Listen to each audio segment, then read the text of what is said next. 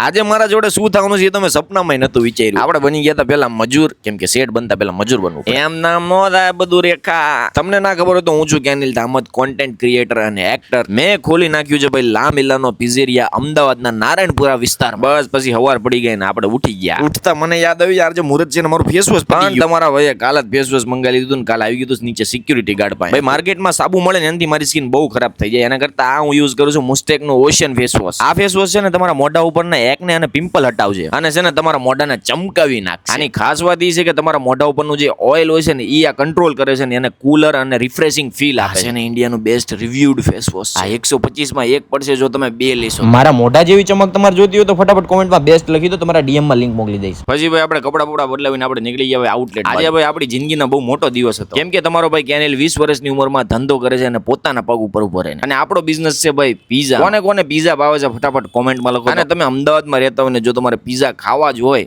તો એક જ જગ્યા આવવાનું, લા મિલાનો નારાયણપુર. બસ પછી ધીમે ધીમે બધા મહેમાન આવવા માંડ્યા હતા અને આપણે ભાઈ બેવાનું હતું. પૂજામાં બેન ઉભા થઈ ગયા ને મમ્મીએ કરી નાખ્યા મંદિરે ચાંદલા ને આપણે કાઉન્ટર ટેબલ ઉપર ચાંદલા. બસ પછી બધા મહેમાન બેઠા હતા ને આઈસ્ક્રીમ ખાતા હતા. અને દેવર સાહેબ બધાને અલગ અલગ જાતના અવાજ કાઢીને સંભળાવતો હતો. અને આજે ભાઈ તમારો ભાઈ બહુ ખરેખર ખુશ હતો અંદર. અને આ બધું કરવામાં ભાઈ મહેનત બહુ થઈ છે. બસ પછી આઈસ્ક્રીમ પછી બધાને સીધા ખવડાવી નાખ્યા પીઝા. બધાએ બહુ હારા આશીર્વાદ આપ્યા કે ભાઈ આગળ વધો ને ખૂબ આગળ પ્રગતિ કરો ને ખૂબ પૈસા છે. અને પછી શાંતિથી આપણે ભાઈ નીકળી ગયા ઘર બાજુ ને ફટાફટ વિડીયો કેવો લાગ્યો ફટાફટ કોમેન્ટ. અને પછી લા મિલાનો નારાયણપુરામાં ક્યારે આવો છો પીઝા ખાવા?